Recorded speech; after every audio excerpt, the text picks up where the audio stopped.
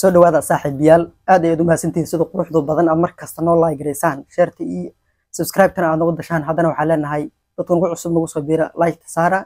share-tana waa noo muhiim fikradiina iyo weliba muuqaalkan wixii aad ka qabtiin halkaas oo aad nagu wadaagi kartaan sidaad ogtihiin gabar lagu magacaabo Istaahil ayaa TikTok ku soo gashay weliba magaceeda Istaahil ugu qoran tahay ayaa live ka soo gashay inta badan TikTok gabadhaasi ayaa waxay ka hadashay arrin la yaab marna qosol ah sheekadaas asal daawanina kadibna wixii nooga soo baxa waan isla wadaagi doonaa insha Allah muuqaalka asal daawana waan ku qaatay inaad tinisad raadsado bitos qof dumar ahay hadda waxa sameeyaa 9 baa ku taabiya isqusha ma aado banaanta ma aado aniga gurigeyga dhexdiisa 9 ku taadinayo oo habeenkii xorriyad haysanin bay haddana albaabta la soo qaraacsaas leh waxa gudbay marta hadda waxa rabaa maanta orta waa axad laakiin tinisad ina raadsada rabaa oo tinisad aan talo bitos meeshan xaq waan ku waayay madarate waan ku waayay maxaa lahaay حق يا حقوق وانكواي حتى حالي مدة يقول على إلهي بقى يبتباديو إلهي بقى ما رتي أو يبتباديو ما أنا نمتاس ننت إيه إيمانا يبدأ الباب تيسو قرع وعب سنة تصطو مني تسبوتي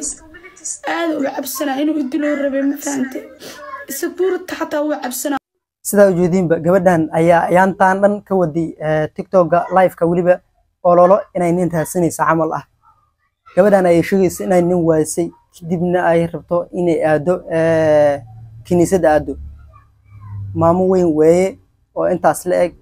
maxaa ku qasbay inay kiniisada aado 60 jiryaal baa joogo 30 jiryaal baa joogo wiligood aan wax arkin ceeb iyo wax lama arkaan soo kuma aan qoftaas waxay leedahay haddii aan nin waayo kiniisadana anaga macnaha ay nooga bootayne bal waxaas ka warrama anaga ay nooga bootayne kiniisadana haddii kalina halaysiyo waa maamo weyn waxaan ku leenahay anaga intaana la egnahay 30 jiyaal baan nahay 40 jiyaal baan nahay weligeena waxba inda ma saarin saas ay tahayna marna oyno meel wax kama sheegno diinta ugu baxana ma dhahan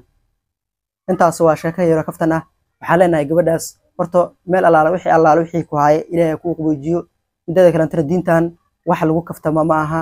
wax lagu dhedheelo ma aha wax adduun lagu doorsatana ma aha waxaan leenahay inay ka wantoodo haday nin hesho waa fariilay alxamdu haday waashana waxa waa hadal fariilay alxamdu ma aha diintan in aad ugu bootayso in macnaha hadii nin wayso waa qabaxaya diinteena waxaas way kifac weyn tahay gabadhaas waxa leenahay dadka u qoray community-da ah nin raaso hadii kale waxaan dadka Soomaalida aad waxay ugu badan tahay in ay xooga saarto ama ay ku dhiirigeliso ruux xumaan kasta wada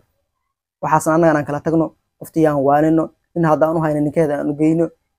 kolba nin meeshan way dhoobihiin Soomaalida ay ku wada shid maleeqan qoftii bay joogtay wadamadaas waaweynka ah qoftaas loo tago muuqaalkeena maanta waa ku kooban yahay asxaabteena aad ay u maasantiin maalmihii hadda oo soo dhaafin muuqaal soo magalin mashquul awgiis aad ay u maasantiin marka labaad aan xusuusiyo inta nagu cusub subscribe